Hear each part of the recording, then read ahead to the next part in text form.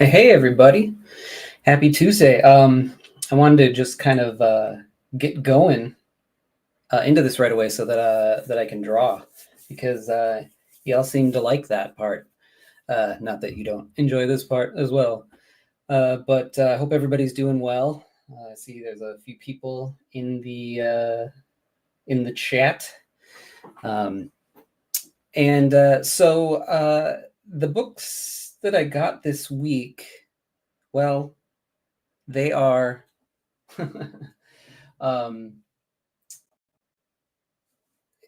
it's pretty, they're big, so it's hard to get them all into the frame. So we're just going to do a little quick flip through of some of these things here.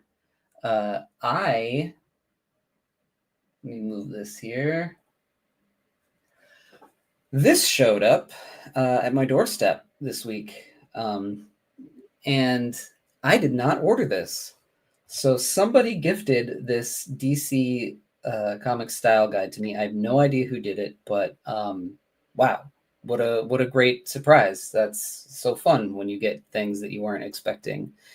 I had actually just like days earlier taken a look at the at this on a YouTube channel.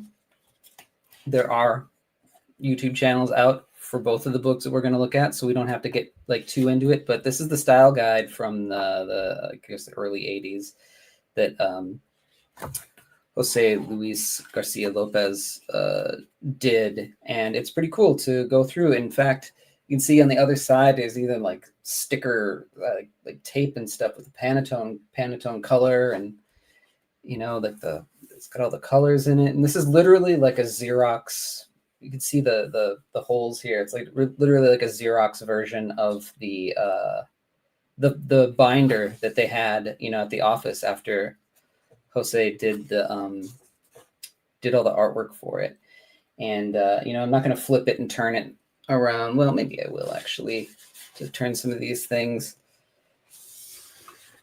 You can kind of see the way that he drew these things. Like there's like Lois, the Superman section, and you got Superman, Supergirl, all these things. So I guess these things would have been used and like stuck on lunch boxes and T-shirts and underwear and thermoses and stuff like that. And of course, Jose Luis Garcia Lopez, his artwork is just friggin' amazing. As house styles go, he, I think, was the guy, in my opinion. I got a chance to talk to him a little bit last year, and honestly, I didn't know a whole lot of his work, because I think that I just sort of missed this time period, having gotten into comics in the early '90s, and with the bombast of all that, I wasn't paying super attention to things that look like this. Oh, check this out! Let's get physical. She's got a headband. That's awesome. Cool. And so, I didn't really pay attention, and I probably wouldn't have anyway, because I don't know that it would have drawn it. I love how the cape here from the back view is clear, so that the whoever might be drawing the character for the next thing could see in the turnaround what the back looks like.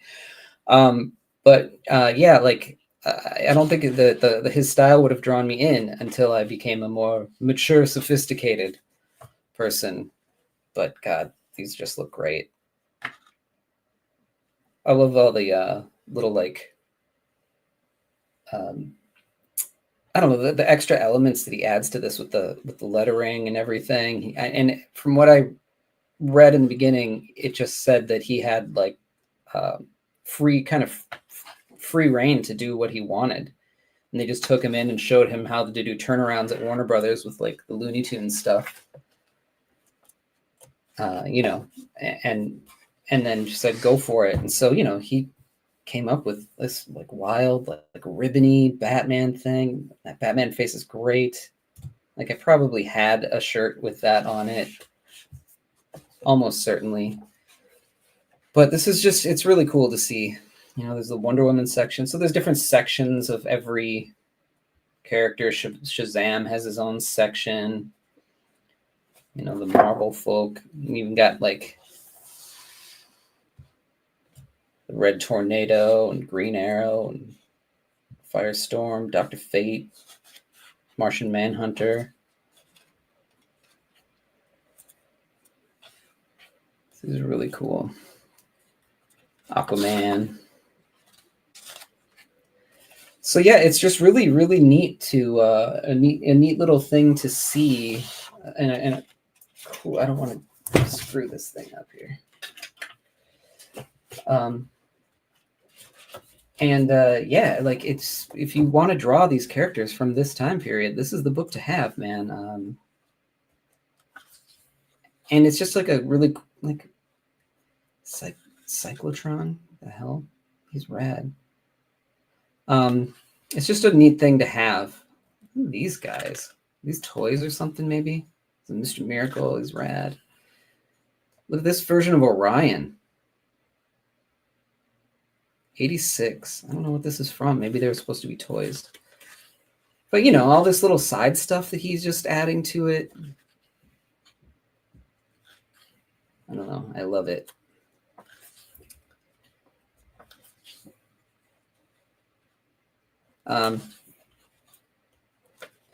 And just little like almost, yeah, like I don't know, where you would stick this stuff on a thermos or something. I don't know. All the superpower stuff. Super Juniors, no idea who these guys are. It's kind of weird. I kind of hate it.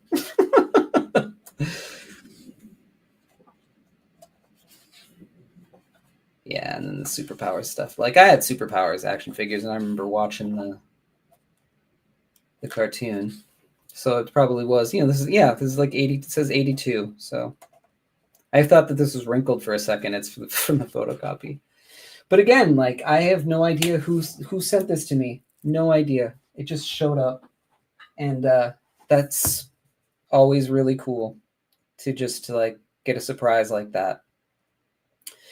It's a kind of a thing that I saw when I saw them rolling into people's houses. I was like, oh, I'm jealous. I kind of wish that I had that. Maybe I'll check it out if somebody has it. And then it showed up, and I loved it. Second thing that I got this week was this Bravo for Adventure artist edition, because they must have fallen off the back of a truck or something, but there's a guy on eBay selling these for like $30 brand new.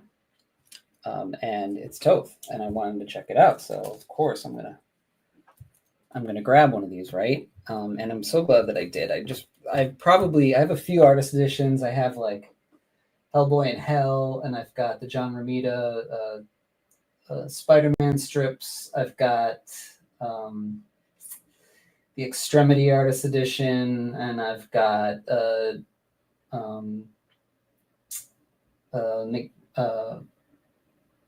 like one of the 2000 AD artist editions.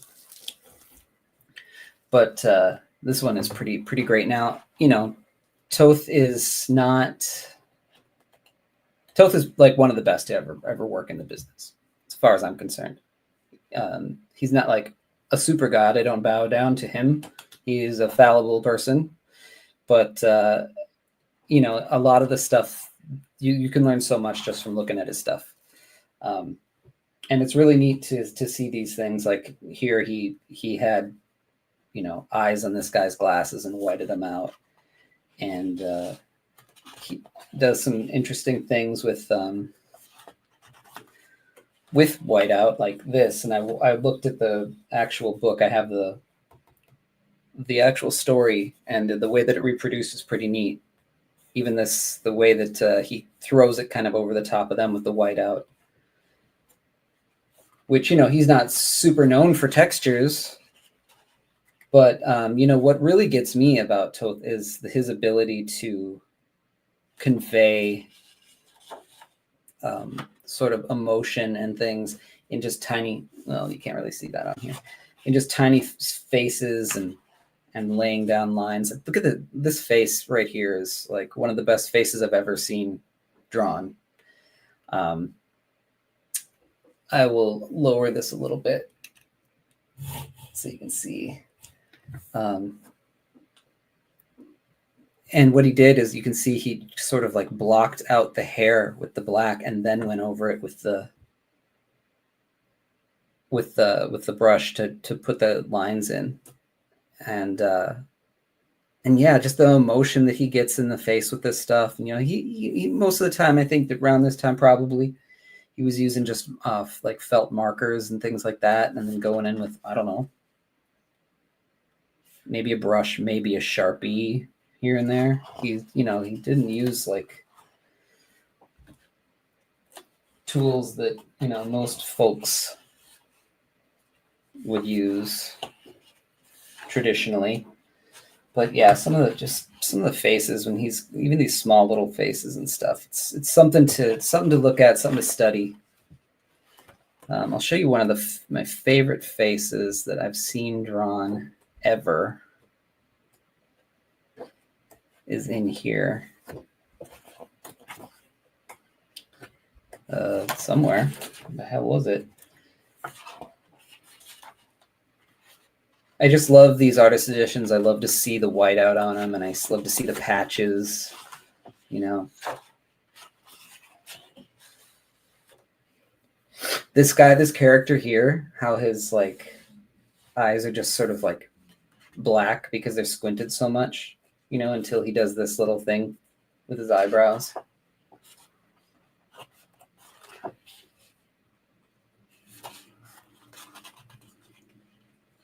The way that he plays with shadow, it's amazing.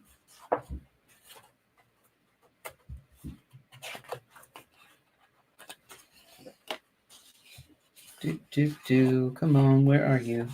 Probably on the left-hand page, which is why I didn't notice it, and why I won't be able to show you, because it's like impossible to get under here.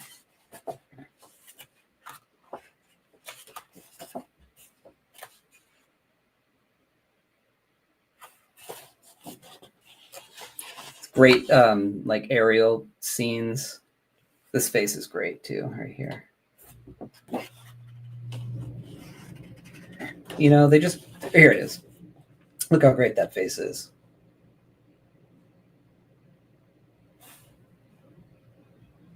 Just so much great acting in his characters.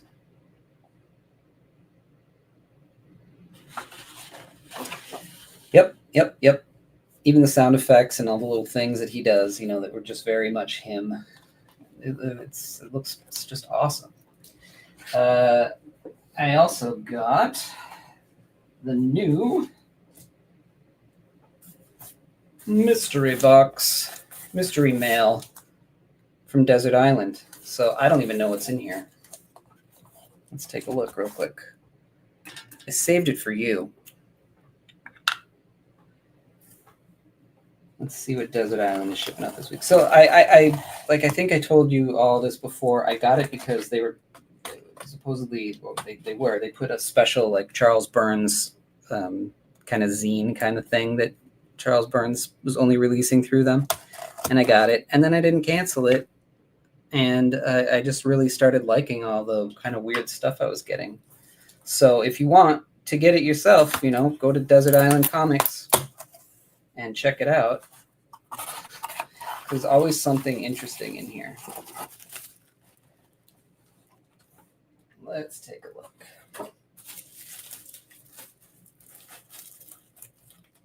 Packed up pretty good.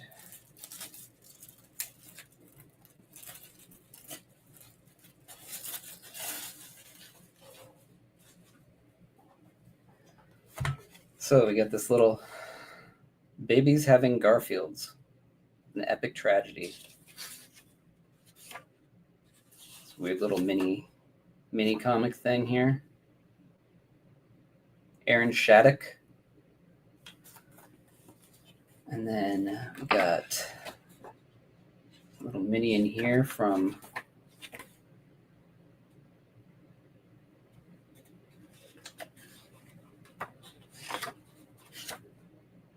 Bruce Widerburn, it looks like. But you can tell it's, Alex Wedderburn.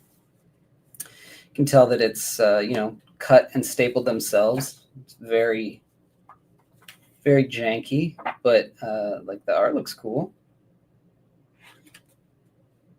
If a little inconsistent, it still looks pretty cool. Let's check that out. And what do we have here? A to Z of famous doodles. Scrawl, sketches, jottings, and notes from the greatest minds in history.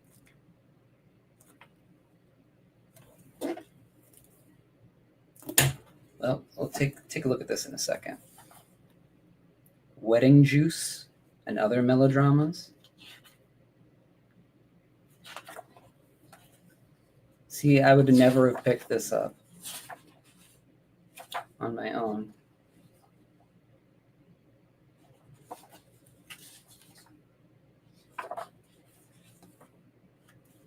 I do like that kind of stuff, though. And then what do we got here? Some sort of newspaper. Smoke signal. Ooh. I like these newspaper art comic things. That looks like Charles Burns right there. No signature, though. Let's say on the back. No.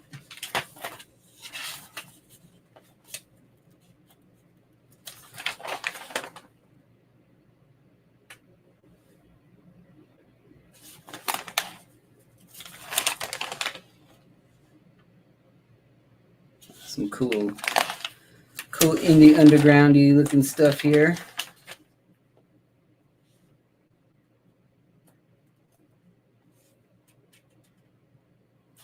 Yeah, I love this kind of stuff.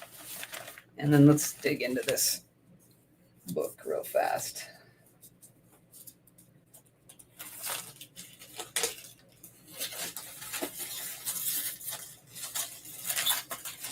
Famous folks doodles. I'm not going to keep all this.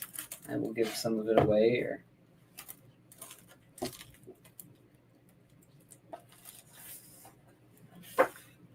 Charlie Chaplin drawings. Kind of interesting. So Coffee Table E. It's comics adjacent, I guess. Ooh, those are kind of neat. George Cruikshank. E. Cummings, drawing some naked chicks. Salvador Dali doing some Salvador Dalian.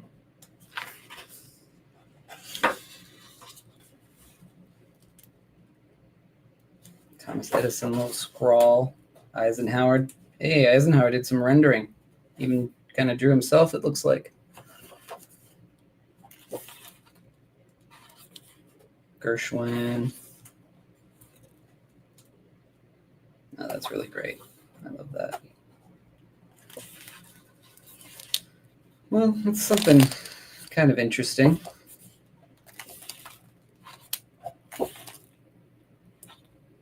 Neruda. Renoir. A Steinbeck duck. What? Mark Twain's got some sort of creature eating somebody.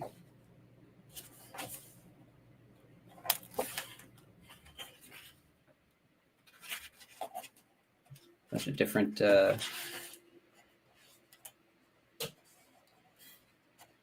chapters.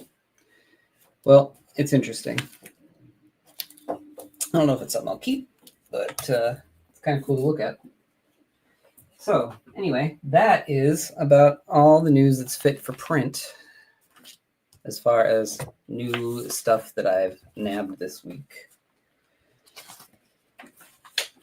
I swear there's not stuff at my door constantly. I wouldn't have no room for it. So we're getting back to this puppy. So we started out, this was a Patreon commission. We've got the Beholder, we've got a Mind Flare, and we've got a, what's it called? Lich. So, about halfway done inking it. I'm going to just get into it. What's the scoop with any of you in the chat? Anything happening in the world? Anything new we should know about in the world of comics that you're interested in or checking out? Oh, I worked on the storyboards for Penguin and the effects department that I was working for. I was doing boards for effects, basically, not just the show itself necessarily, not like scenes. Well, scenes, but that had to do with effects, like not just two people talking, like the big bridge exploding scene and things like that. I was working on. And eventually I think I'll be able to show that stuff to you. I probably can now. I just need to ask. But the effects have been nominated for a bunch of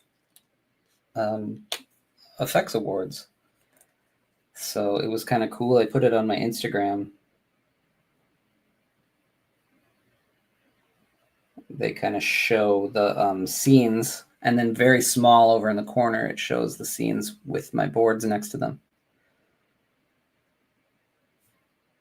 So that's always fun to see. All right, let's take a look. Let's get this lich. Let me come in a little closer here. I'm sorry. There is a way to zoom all this business, but I haven't figured it out yet. All right.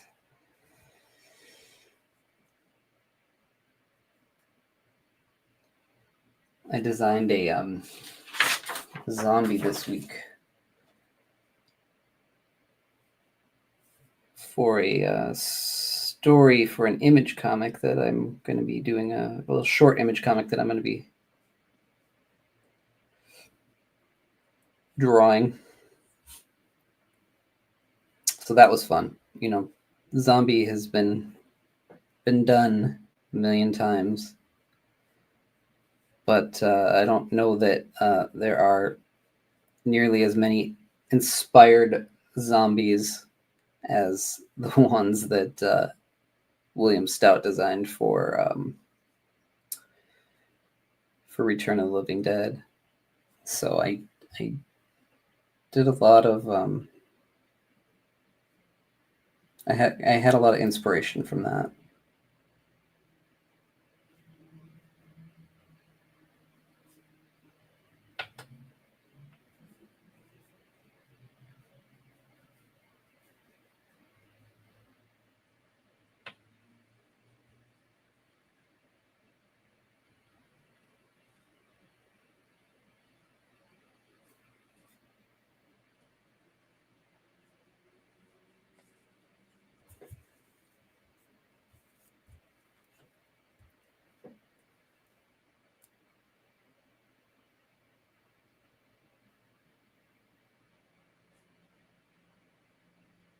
I remember I don't know what year it was. It was in the 90s sometime. And went to the Chicago Comic-Con.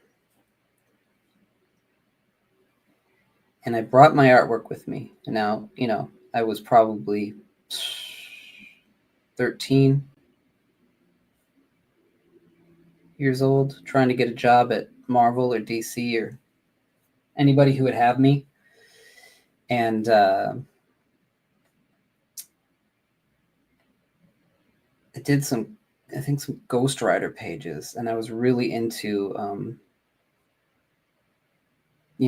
what was happening at the time, it was like Mark Teixeira, or however you say his name.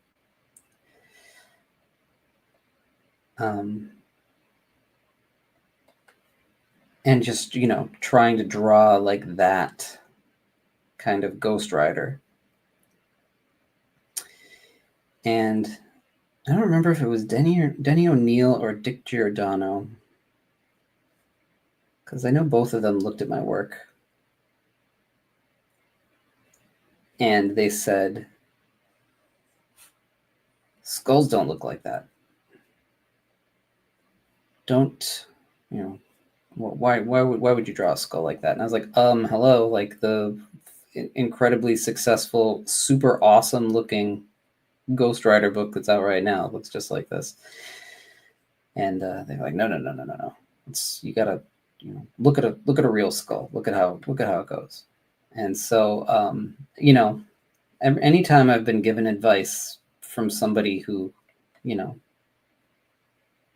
I respect in some way or knows their shit, I've taken it to heart. Every time I draw a skull, I think about that. Now, when I drew this one, I didn't look at a real skull. It's incredibly stylized, but close enough.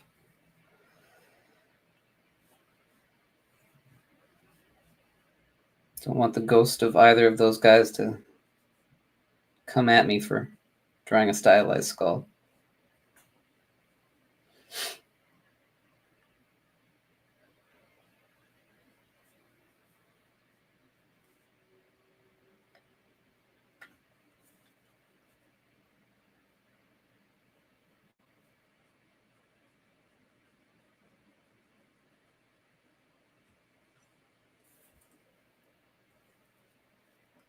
This week, I'm trying to work on, since I have a few projects going at one time, and I will always hit the deadline if asked to. So, but you got to figure out, you got to figure that out. You got to set a schedule for yourself, and I also will make deadlines for myself. I usually those I give myself a little bit more wiggle room on, because I often will overload myself. Be like, oh, you're gonna do draw 3 pages today, do a live stream, get these files ready to go and lay out 10 pages, and then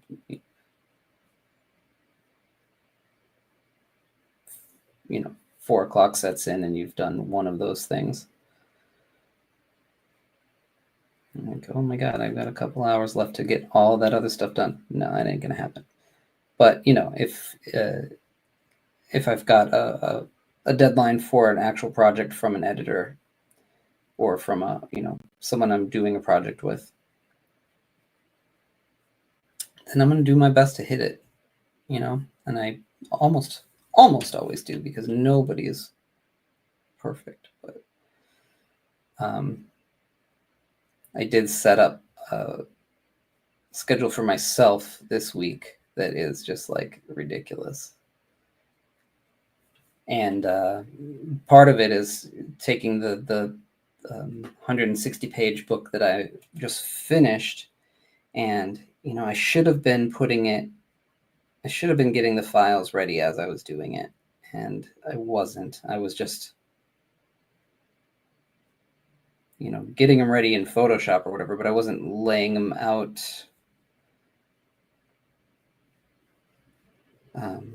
for the right size for the letter or the flatter to do. And now I got to do all that. And there's I set aside an hour a day to do that for myself. And so far, I think I've got it's 2 days now. So it's Tuesday. And so far, I think I've got maybe 25 pages done out of 160. And literally, all I'm doing is taking a layer, copying it, putting it on a template, resizing it, renaming it, next. But for whatever reason, it's taken me a minute.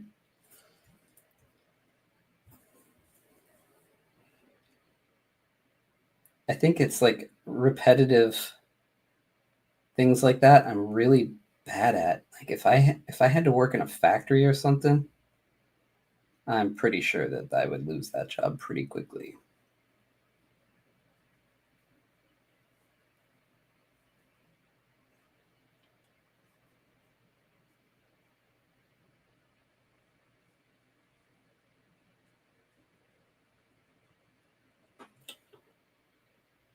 Ford Motors, don't hire me to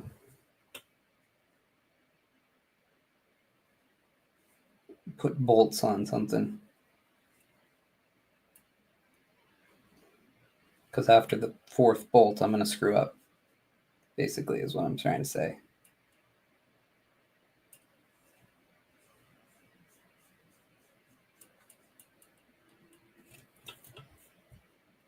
All right, this is looking cool. I think this probably the background is going to be black here, so I'm just going to go ahead and fill it in.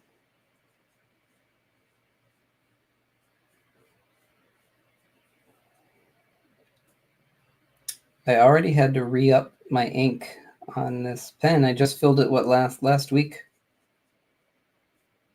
And I've been drawing so much that I've already had to fill it up again. It's a good sign.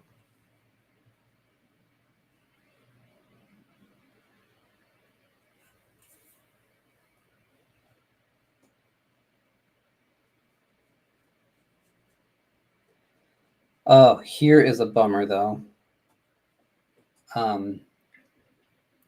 If you all remember the Berserk illustration that I did in one of the previous episodes, I mailed it out and it says, it still says awaiting package from sender, which means I printed off the postage here, went to the post office, dropped it off, and after that, they must have lost it. Because another package that I sent right after that, which was one of the X-Men episode thumbnail illustrations somebody bought, that made it there already. And so I'm just hoping that for whatever reason, they just didn't put it in the system, or I don't know, something. Some reason it's not tracking it and it's going to get there. I just really, really hope that's the case, because that would really suck. And I have no problem doing another one over again. It's just, that one was good. I was happy with that one. And I'm not going to try to recapture the same image. It's just, I can't do that.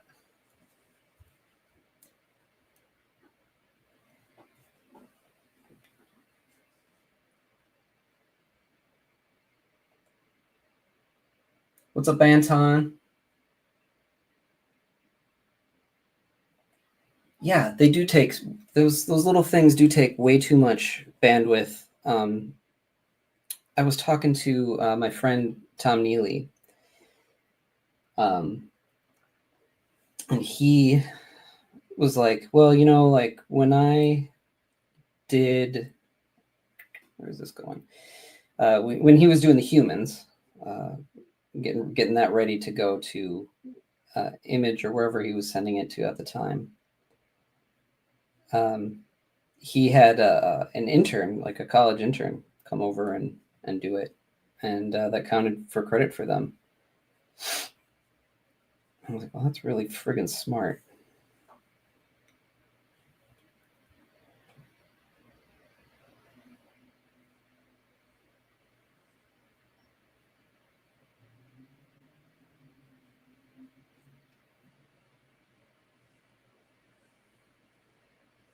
'Cause, yeah, I was just like working on these files today and telling my wife, like, this is not this is not what I need. Well, I mean, I need to be doing it, but this isn't. I don't want to be doing this right now. I feel like that this is something I could have somebody else do, or I wish that I could have somebody else do it, even though it's necessary. Also, kind of going to Marissa, hint, hint, what are you doing right now?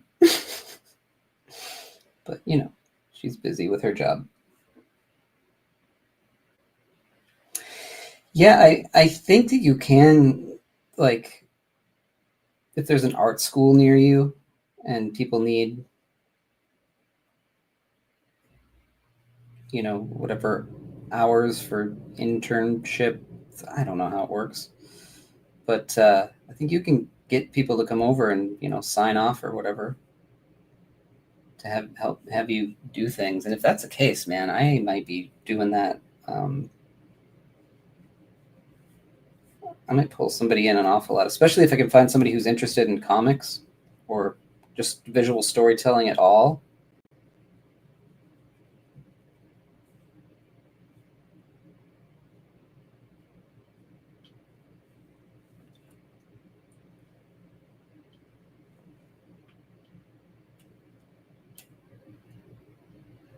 Hmm.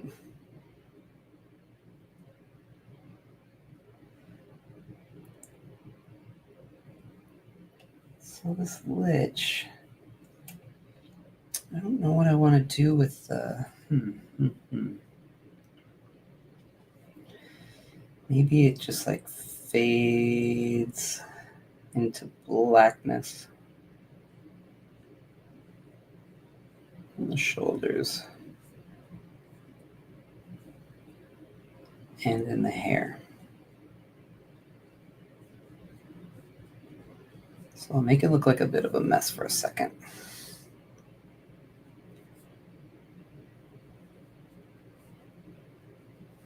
This will be black.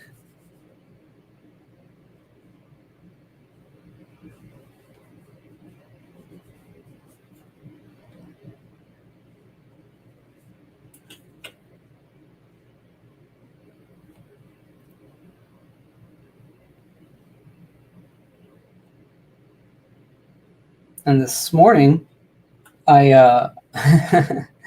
I did some of them, and then I was like, all right, time to get to work. I have a pencil, a page that needs to be penciled, and then on my schedule for today, I've also got like 5 pages to lay out, and I had 5 pages to lay out at the end of the day yesterday, and I got one laid out because laying out pages, man, takes a long time. It takes way more mental power and energy to lay out a page than it does to actually draw the thing.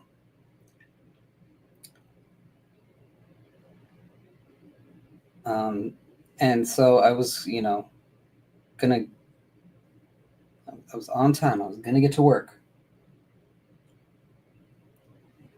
and then I realized that I've had halfway finished a interview, a text interview that someone had sent me.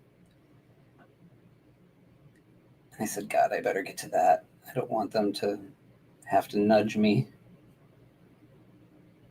I hadn't completely forgotten about it, but wasn't like on my something that was super on my plate that I had to immediately get to. So I went and finished that. I thought that it was going to take me a couple minutes, and it ended up taking me like an hour. And then all of a sudden, it was time to sit down and do this. So this is the first drawing I'm getting to do today, and I'm happy.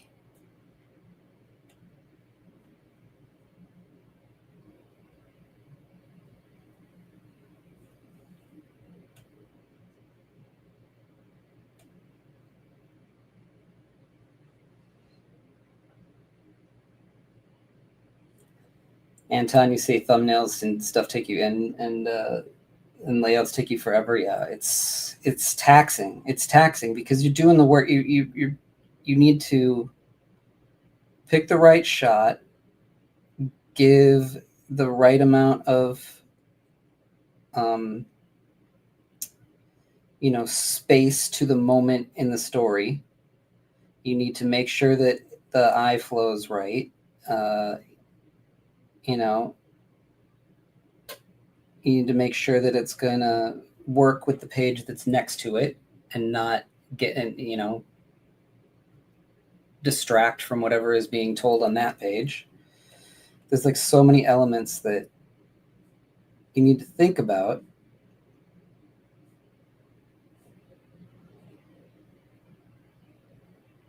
And then you need time to second guess yourself.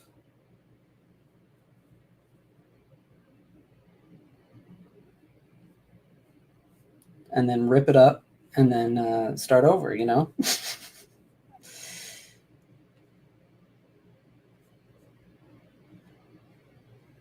But it takes me probably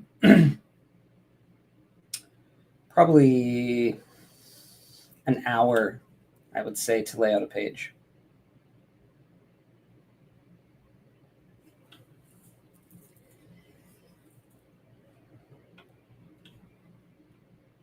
James Easterly, thanks, man. Yeah, I think it's coming together.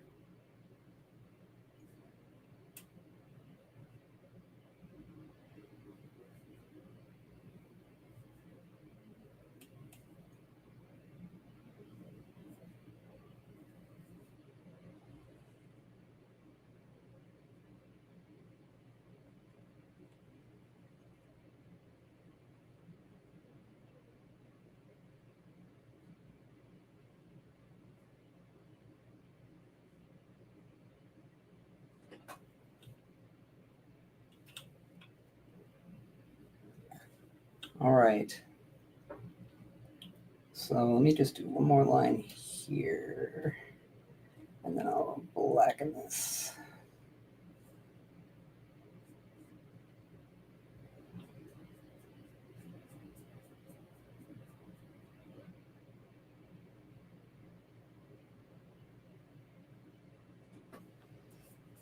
I've got all these, these gloves because, the oil from my hands, no matter what, um,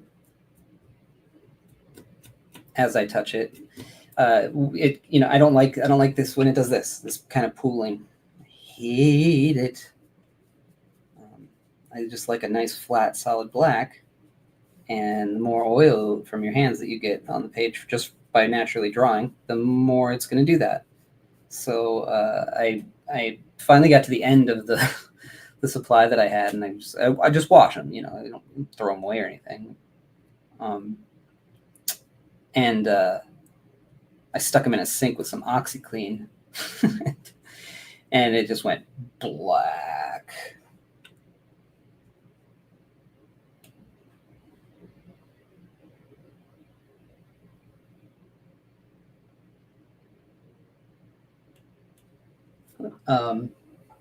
Let me put this up here so people can read it. Anton, man, yeah. Um, yeah, you need to take it. See, I like it's probably really smart to thumbnail an entire book all in one go. Uh, it probably is what most, you know, really wise professionals do. But if I have to do that, I would go insane. So I just kind of do it in chunks and then allow myself time to step back. I'll do like a quarter of it. So, if it's a 20-page book or whatever, you do five thumbs. And then um, start penciling and inking it and thinking about the rest of the book. Because even if you're doing something like as a good book will have a pace to it, almost a musicality to it, and that's why it's probably smart to do it all at once.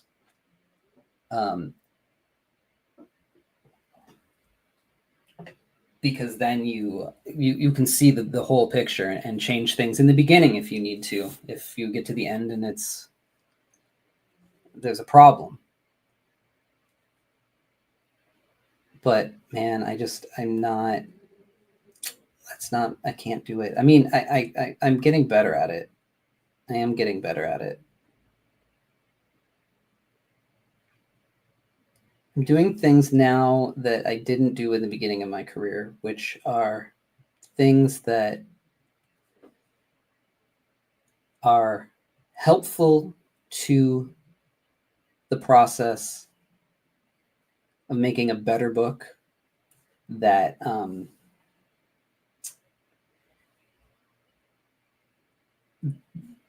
that you just don't want to do it. It's like turnarounds and character designs for ancillary characters before you start drawing them, or characters that show up, at least characters that show up in more than one panel.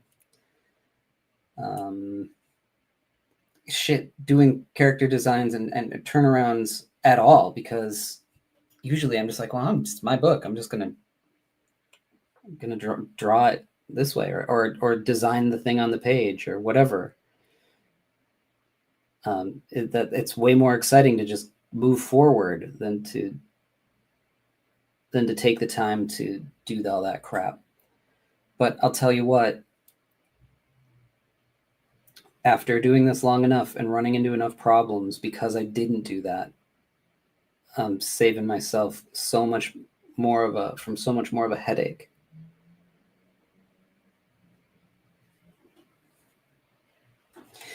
Okay, so here's something. This guy, at least I got these things are forward, so I can use a thicker line. So this guy, I'm having a hard time right now with the brush because I did refill it so recently that it's flowing too well.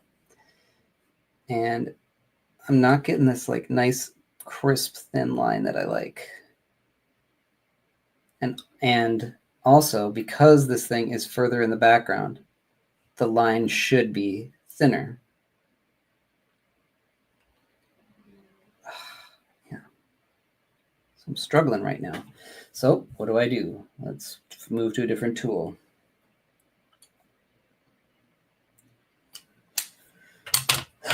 My favorite brush of all time, my favorite marker of all time. This is the Kuretake Extra Fine, the PK 1-10 150. I don't know. I'm just reading whatever it says on here. I can't find them anymore. Luckily, I have a few. Jet Pens seems to have some, but this is the pen that I've talked about a million times. That it's fresh and it's new, it is the best pen in the world. It is everything that a nib could be plus. It's like this beautiful thin line, and then after just like not much use at all, it just decides that it wants to be a dead line. The tip goes away, and so you have to use it for other things. And that's why I really would buy like 50 at a time if I could. And then hang on to the ones that changed to just kind of be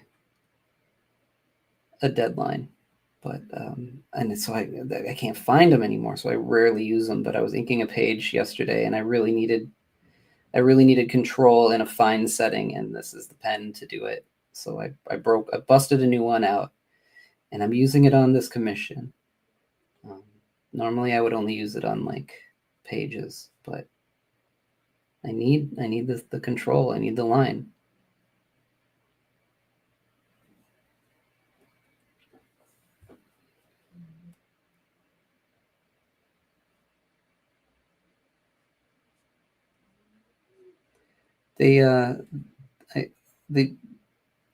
It's like My wife and I have this problem when we go to the grocery store and we find something that we love. You can bet that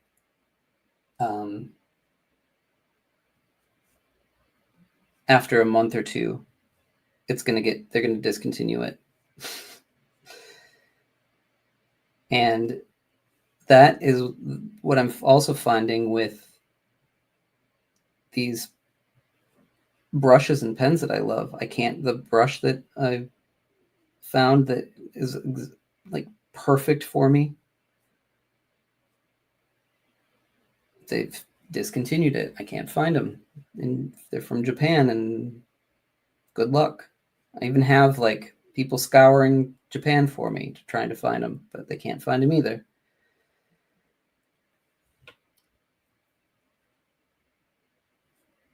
And then these ones, like all of a sudden, they stop making this one. There's one that says it's extra fine. It's not. Let's see here. This is the, wait, where is it?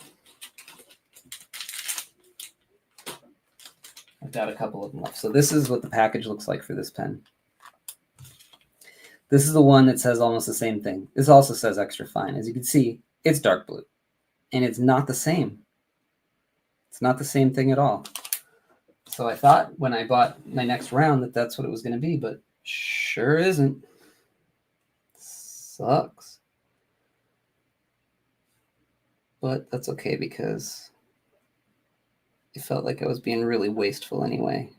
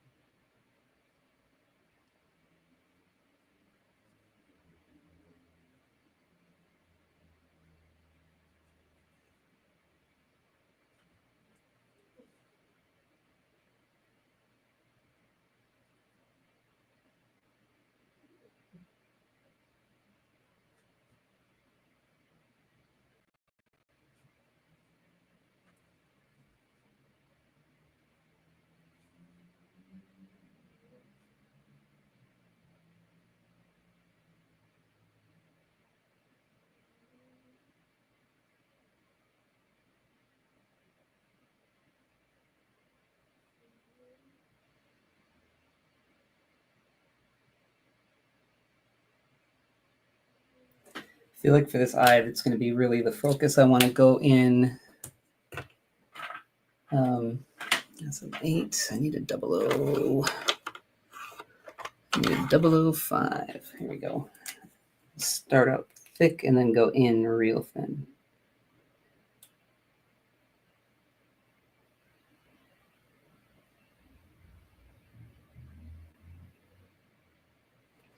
And then thin is also good for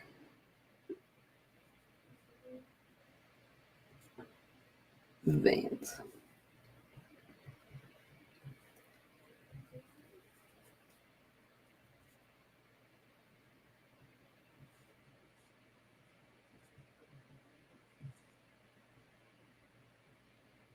And with the veins, you can create like a contour around the eye too.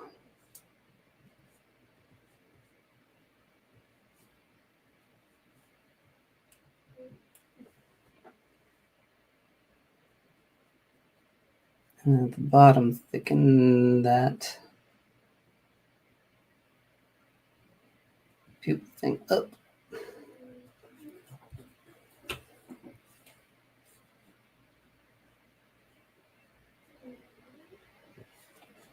So the folds of the eyelid are going this way. Now I gotta give that a little bit of weird contour.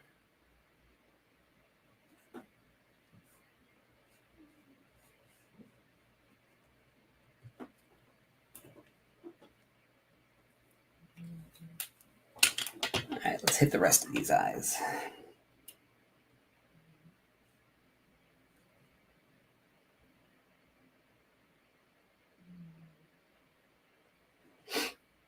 I want them to all kind of be a little different, but you know, there's a lot of them here.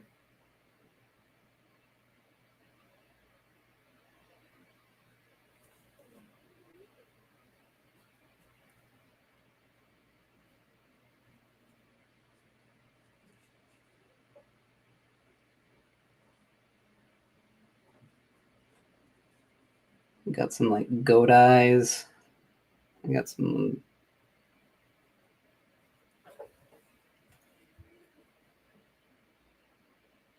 Do this one that's like blind, maybe. Just dash it.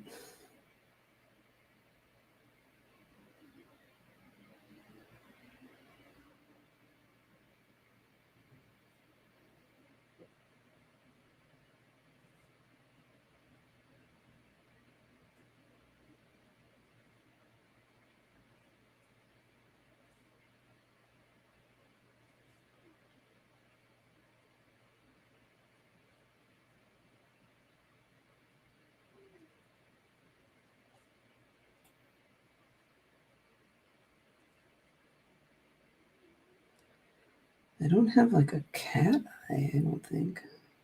Like a slit.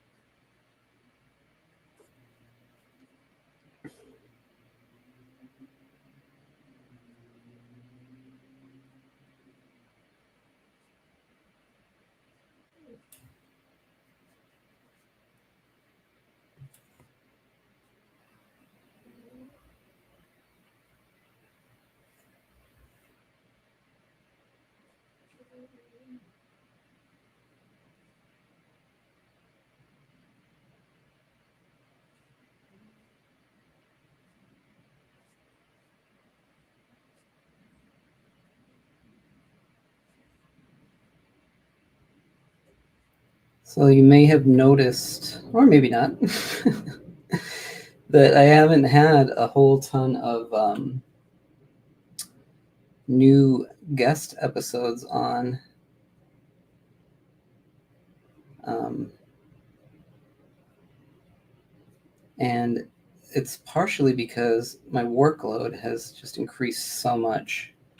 Or not that it increased, it was always kind of the same, but I just got to a point where I was like getting a bit overwhelmed with balancing all of it. Um, and so when the new year came around, and I was also like chasing some creators down and stuff, and I was like, I don't want to be. I want to come on or not? To some people.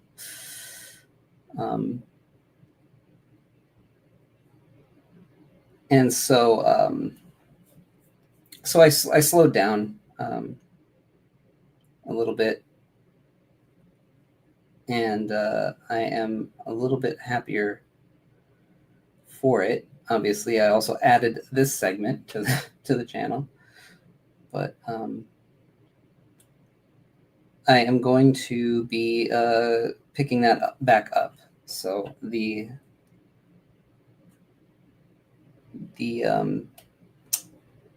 creator interviews and the gene pool episodes, they will be coming back because I really like doing those episodes. I learned so much, and I think people that come on also, I feel like, think about things that they hadn't in quite some time. As far as like what influenced them and how it still shows up and what made them love doing this in the first place. I've had more than one person say that to me, so that feels pretty good, actually. I hadn't thought about this book in forever, and thanks for bringing it back up. And now that I'm looking at my work, I can totally see that I'm subconsciously thinking about it. Like, yeah, it's what I'm here for.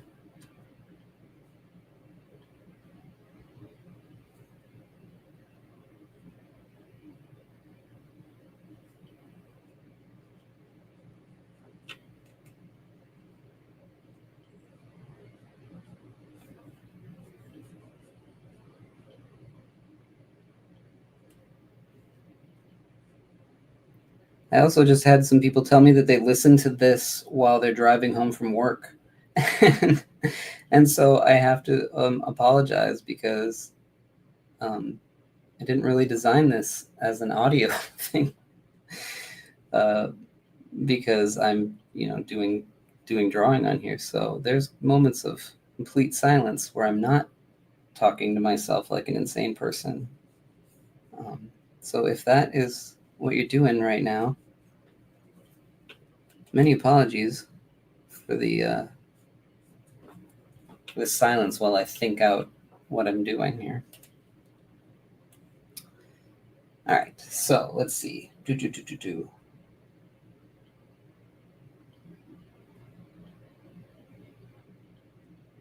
PJ, you're driving home right now? Well, let me tell you, right now, I am inking in the tectonic plates that make the beholder's body.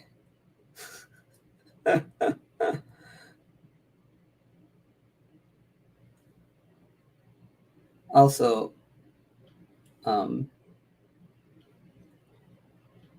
please get home safely. Don't type and drive.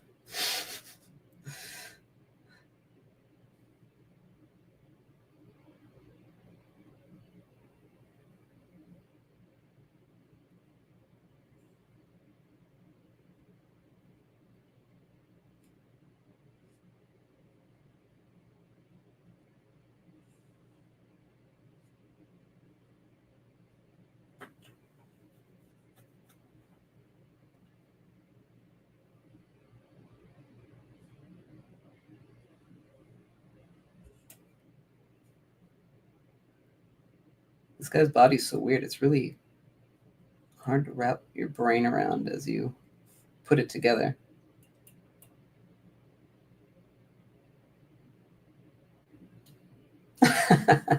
Yeah, I broke up. Not just they're not. It's not that it's expensive. It's that it's rare. It is that the pen is not an expensive pen. It's like $4. Problem is, you can't find them anymore.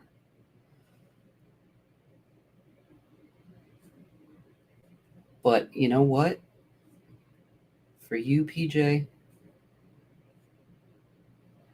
it's worth it.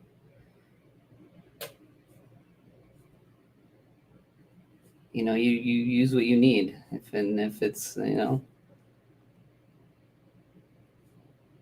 if you're on an island, if you're on a desert island, and all you have to eat is a dodo bird, it's the last one ever. You're gonna eat it, right? So I needed this particular line.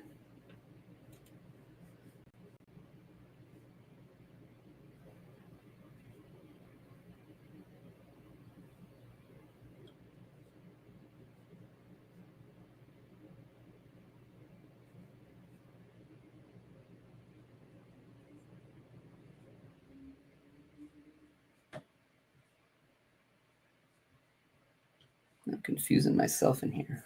I'm not sure what's going on in here. Oh, back to Old Faithful. Oh, look, I did have a cat eye here. Front and center. All right, let's do the inside of the mouth. Do the uvula.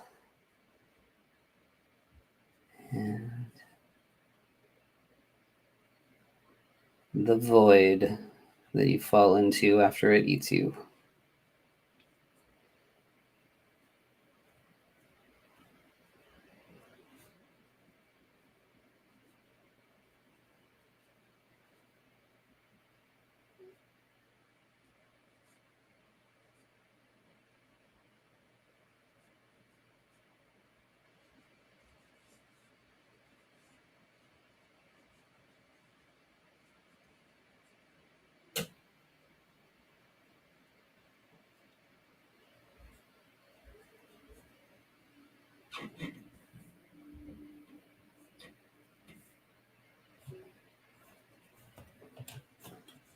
All right, so the drawing, the original super weird drawing, it looks like there's some sort of like weird textury stuff inside of the cracks in the tectonics. So I'm gonna kind of make like little U's, little ditches inside of it.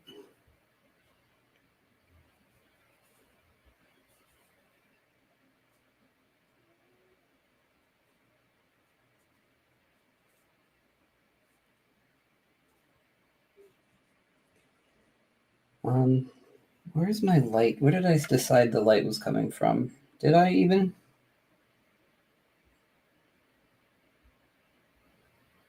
Guess it's sort of coming down-ish.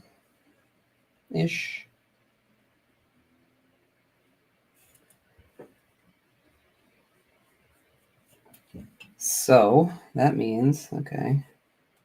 So that means here, and then also like these are also going to be casting shadows on itself, right? Basically.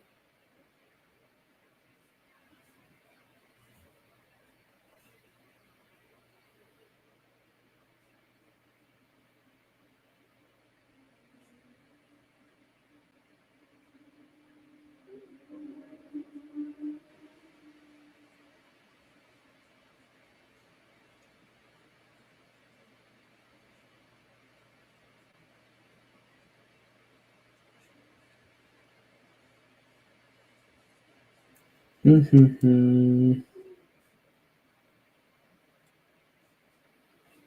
promise it'll all come together when it's done.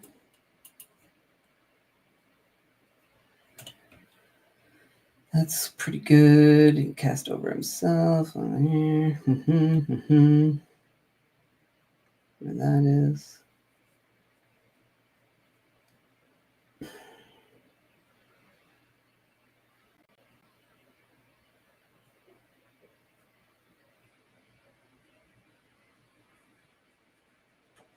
Can't get too textury in certain things where I really want to, because it'll get lost otherwise.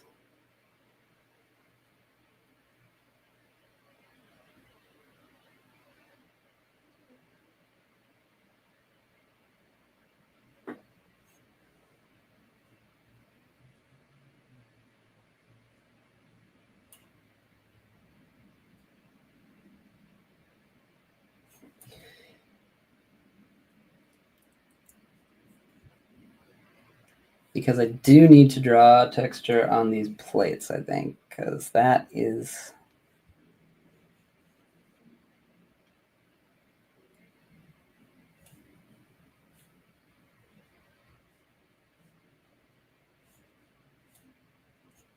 just way too smooth. Let's break out this puppy.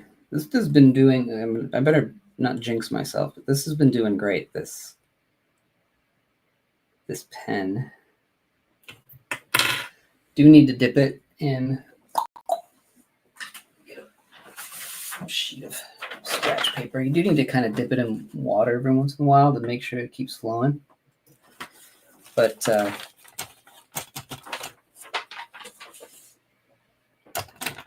man, I'm really loving this non-dip Zebra G pen.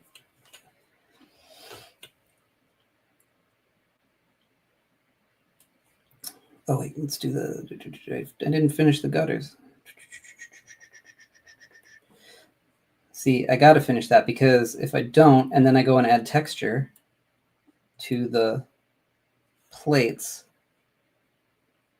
then I could totally lose them, and that's not good.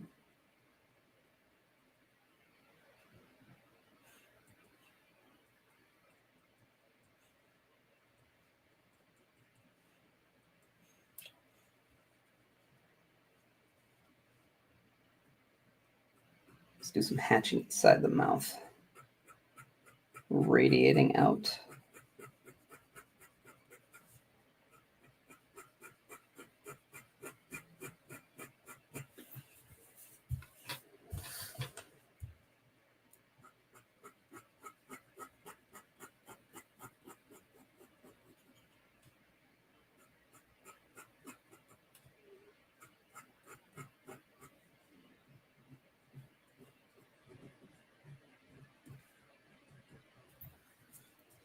If you use a G pen like this at all, and you hate dipping like I do,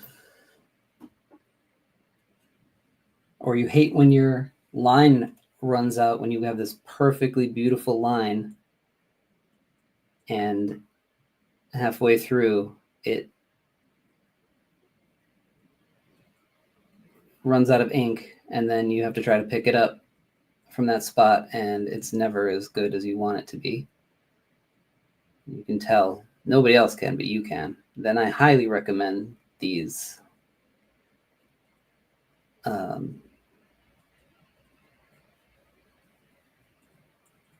dip pens that you can put your own nib on. And like I said last time, it was like it said it could do whatever nib, and I just put like a regular G pen nib on it,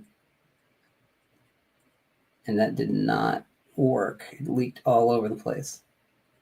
So I was really bummed until I reread it and it said Zebra G pen, and I was like, well, what the hell is the difference? Well, the difference is that, I mean, besides, I'm sure the way it handles, there's a curve. The way that it, the contour of the curve is different. And it said it can handle almost all nibs. Obviously not like smaller ones.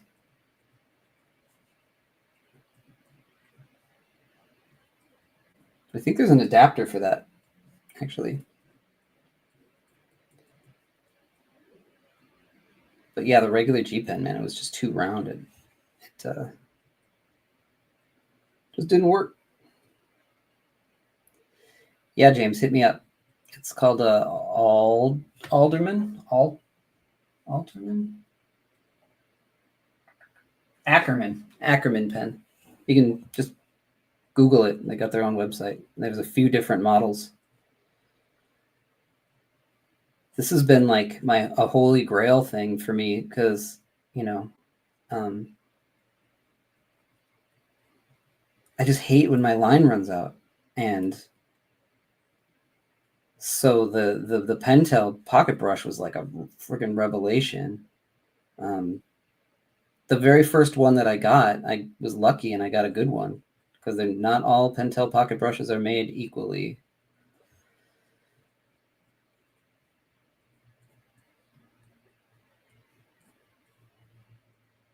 And that changed everything for me. In fact, so then I was like, that's when I was like, I wonder if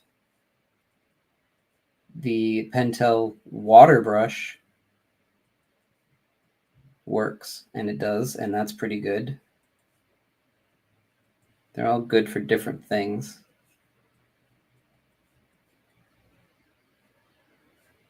And then I found this Ackerman pen. Actually, well, my brother sent me a pen. I forgot that I had this. It didn't work when I first got it. It wasn't working the way that I wanted it to when I first got it. And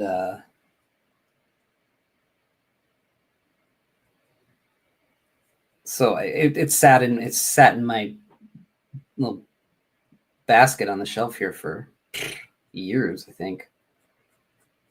until my brother sent me this other pen that you have to use its brand. I was like, oh yeah, I have this one that supposedly you can use anything in. So I pulled it back out, cleaned it up, because I don't think I took the ink out when I said, screw this thing. And then, yeah, I finally got this thing to work, and now that it's working, it's brilliant.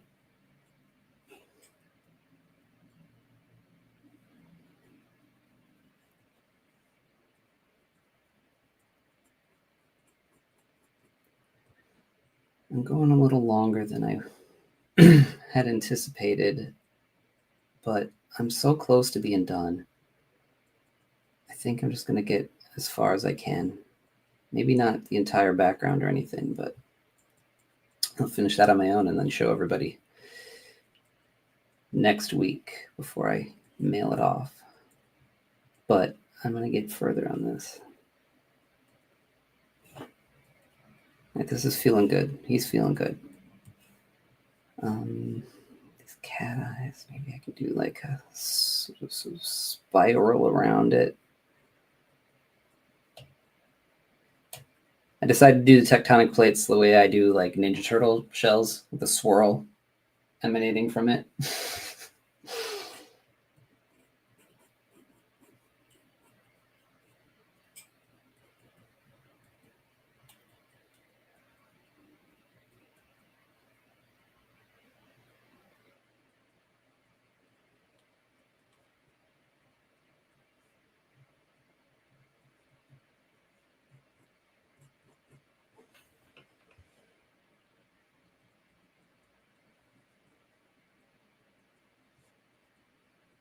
Okay, he's feeling pretty good. Looks like I'm gonna have to go in and hatch some spots. That.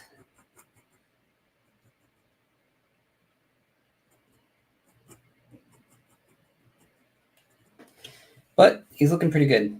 He should be kind of weird and textured. He is looking pretty good to me. He could probably use some more texture. He's a corpse after all.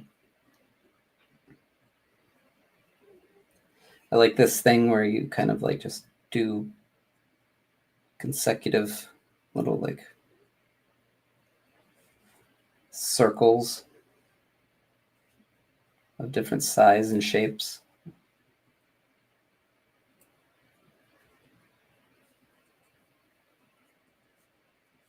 Makes it look like sores or something. And I'd say being dead is pretty calls for sores. Gross.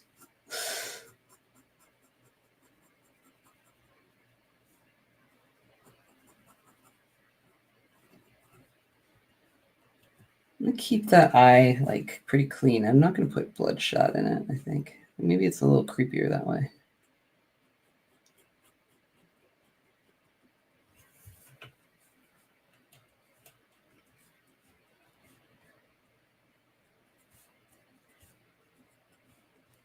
Swirls on the knuckles. All right, it's looking pretty good.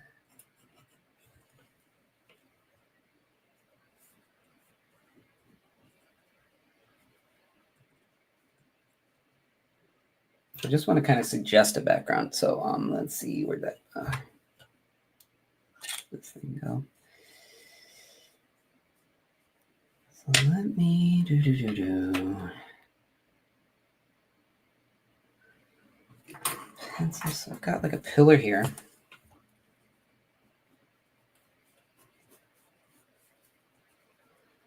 Pillar should have some sort of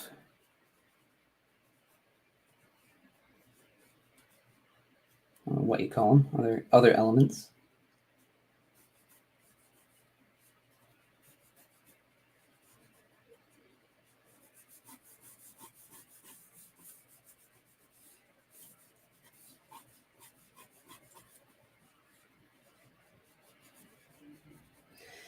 And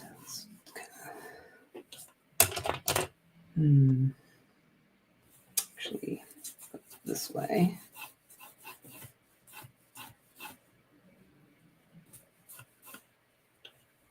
And then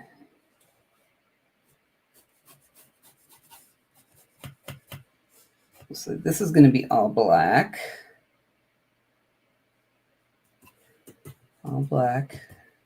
I'll pull them out. And this can be bricks. Like an arch that's going over the head. And this can be all black.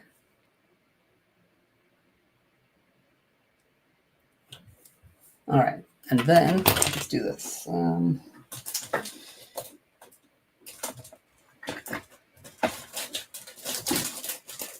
little piece of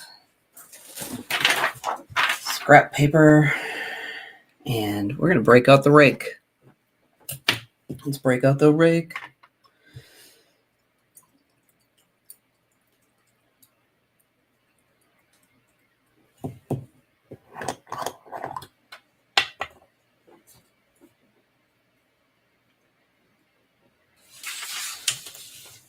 Actually, let's break out 2 pieces of scrap paper.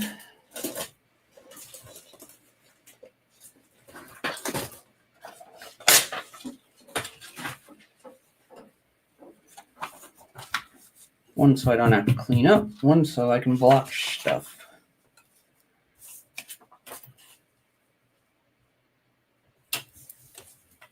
Okay.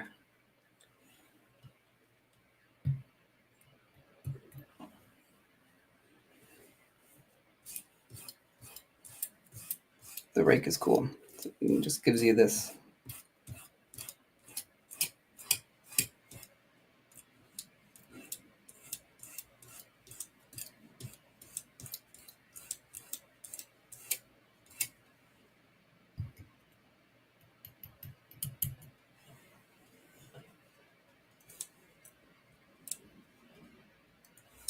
sort of, musical. This is made for making musical staffs.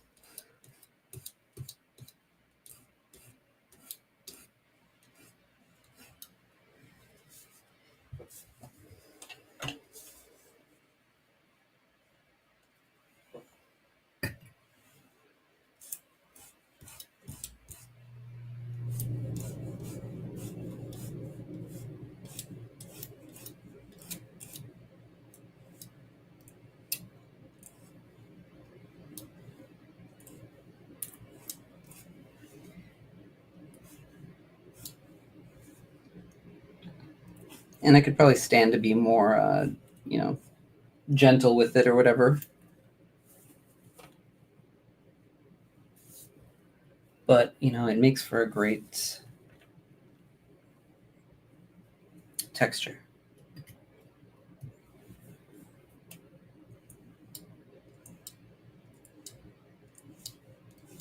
We can go sideways if you want them closer.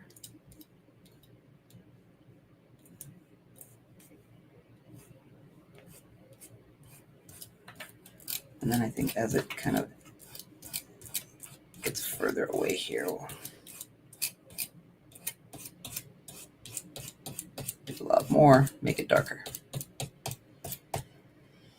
And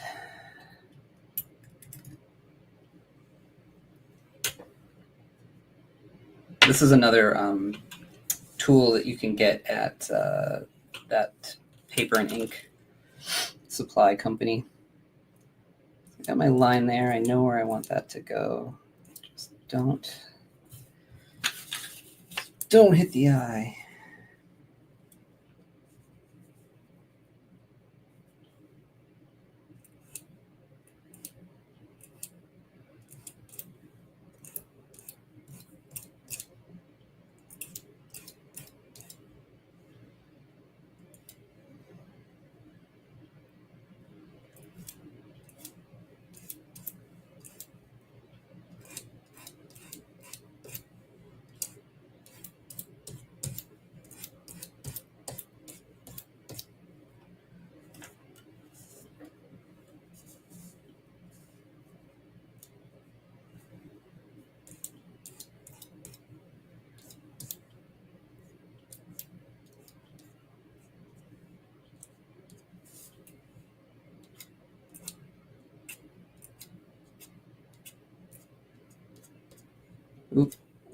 Oop, I hit the eye. Oop, oop, oop, I hit the eye.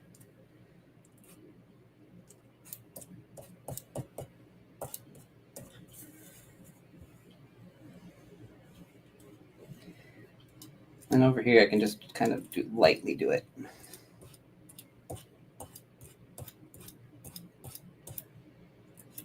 You know, I've seen this kind of marking done by Mobius, actually, or the like. I wonder if this is where the kind of pen that they use, or nib, I should say, they use to get it. James Easterly, you might know in your studies.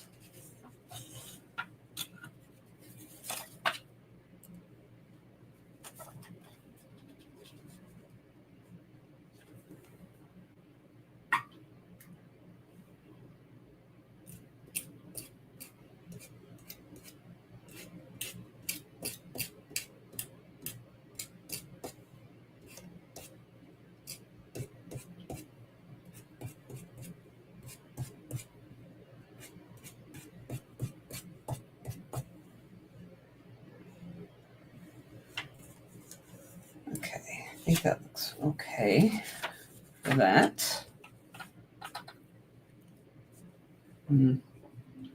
Unnatural here.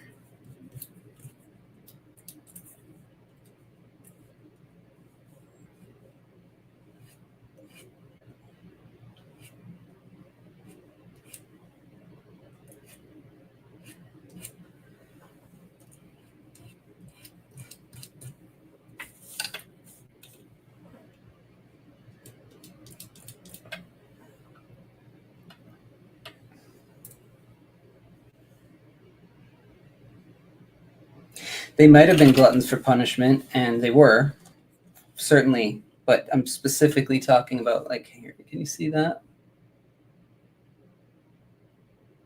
There's this thing where it's like almost, I mean, you can do that. You can do that by going 1, 2, 3, 4, 5, and changing it 1, 2, 3, 4, 5. But I don't know. I guess it's possible that they use that. Where is my rag? Here it is. Rinse this puppy a bit.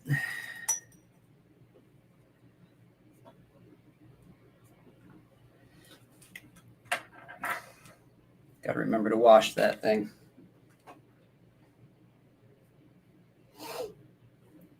Yeah, it's exactly the thing, like the thing in grade school that held 5 pencils.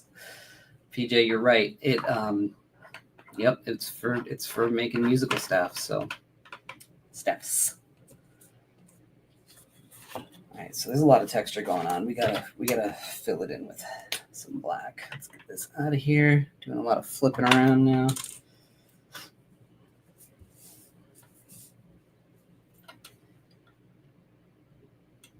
Here. The beauty of it being a marbly dungeon is that you don't have to be perfect. Not that I ever am with anything that I do.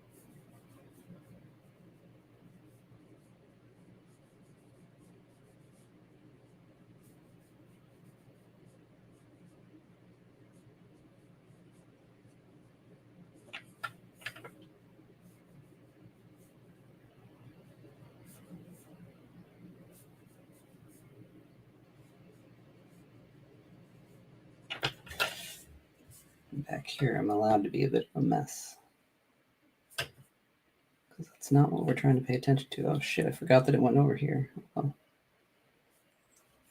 That's okay. I'll just fill it in mostly black.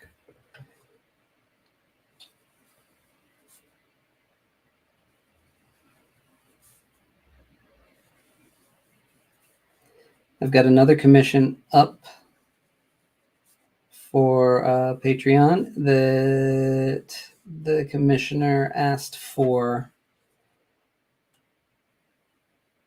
Starman and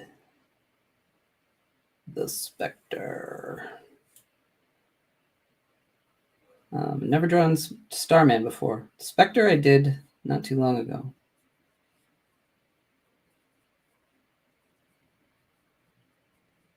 So that'll be coming up on the channel too.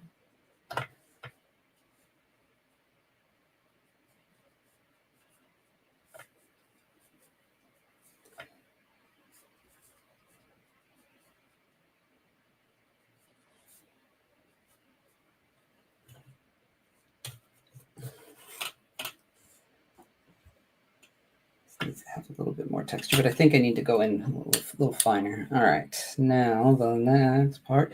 So I'm just going to go in and do this then. Just kind of fill in the blacks, and it should push everything out.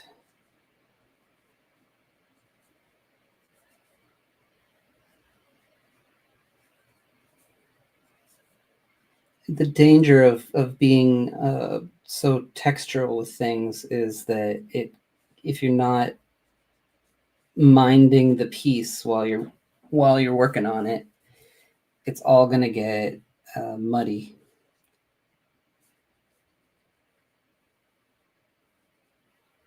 And so you need to have either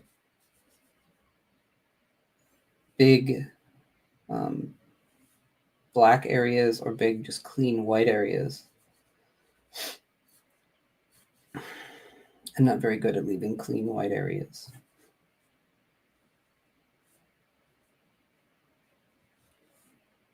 I always find that the black backgrounds push everything out better. And then like textures can fade into that.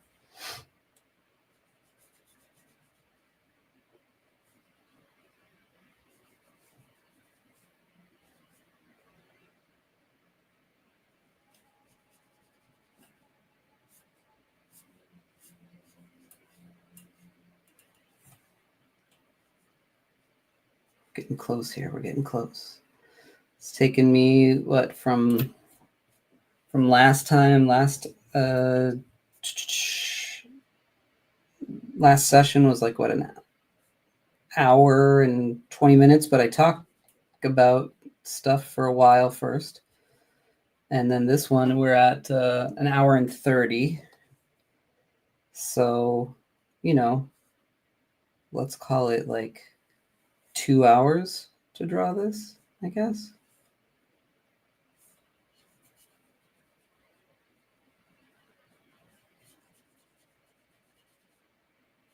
A little over. Not that it's a race or that I'm trying to go fast, I'm just thinking about it.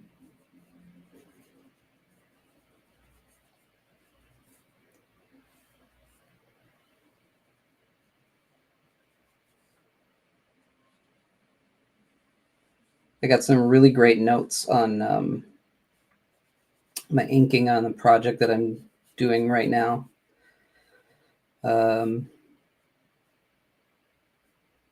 From some people whose opinions I really, really, really respect. So it was they did the sandwich. It's like you start with something good, talk about something that could be fixed, and then talk about something good again.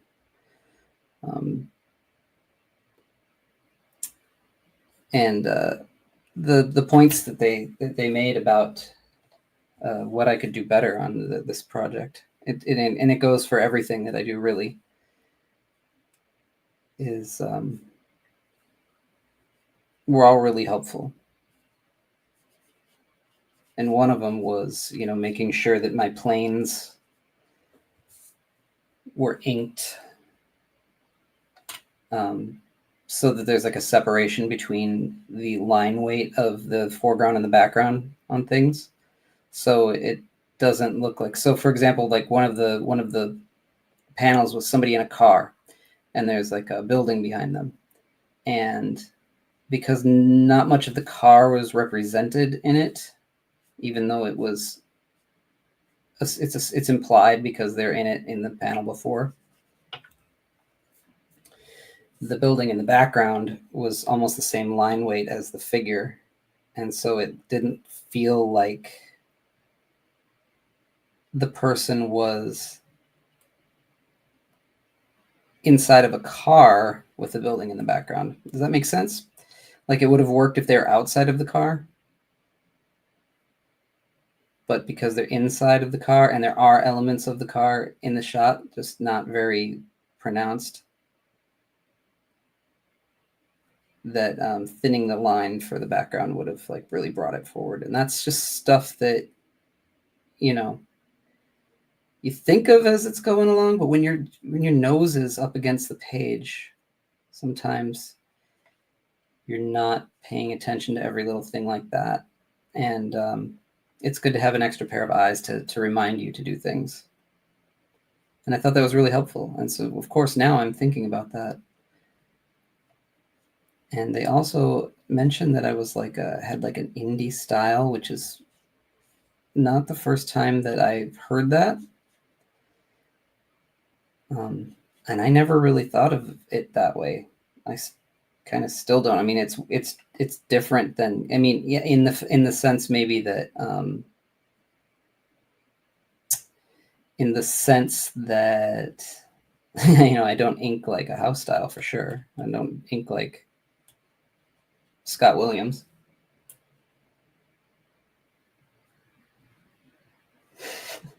005 for backgrounds and a 10 for foregrounds. Yeah. But there is something to it, you know. It doesn't even have to be that big of a difference, but yeah, it does make a difference. Even if I'm just doing all brush, you know, I try to have a lighter hand doing stuff that's further away.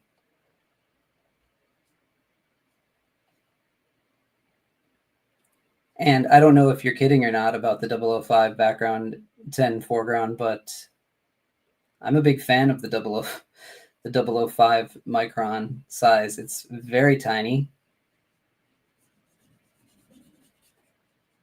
I was discouraged from using it for many years from people because they said that it'll never show up. Those details will never show up. And maybe back in, you know, other times it wouldn't have, but the way that printing works now, it shows up as long as you have scan it large enough, and it looks good. I had to train myself to be more of a this like loose. Yes, it's an exaggeration, but the principle applies. Well, I mean, it's an exaggeration, but I telling you, I do use those sizes.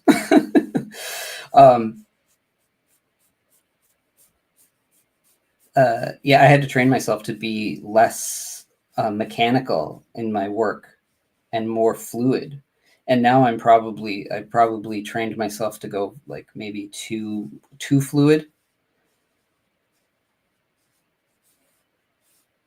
So I'm just trying to learn how to slow down a little bit with certain lines and certain elements. Okay, I think. Oh no. We're very close. We're very close here.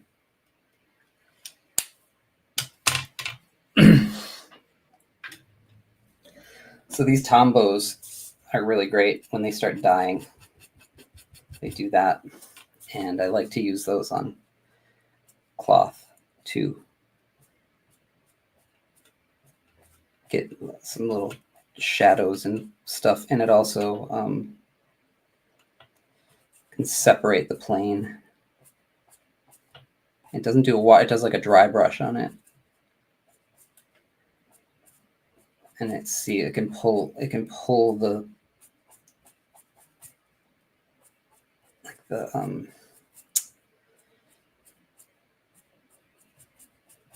the sleeve out so that you're not confusing it for parts of this guy. And then also it just kind of gives things more of like a little velvety feel. If you just hit it here and there, you don't have to do it everywhere.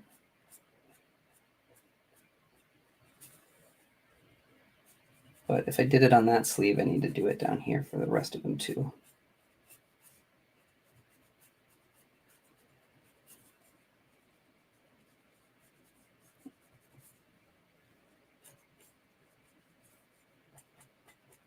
It's subtle, but it works. I learned this one to hang on to these brushes from Dave Johnson. I watched him do it at Drink and Draw like years and years and years ago. And then the piece that he was drawing, he was talking about, yeah, just save these things. The piece that he was drawing went up for auction on eBay, and I don't think anybody even knew that it was up. And I got it for like $40. So I was able to watch him actually make it, and that was just really. And then I went and found it, just by luck. And so that was really, really cool. In fact, I can show it to you.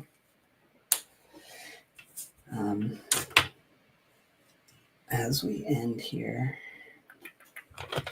let me see.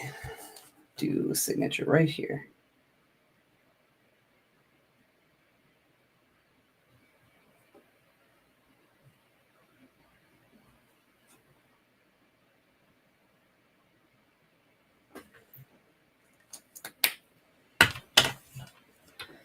I'll pull it up a little bit. Come on, come on. Why are you sticking? Oh, I see.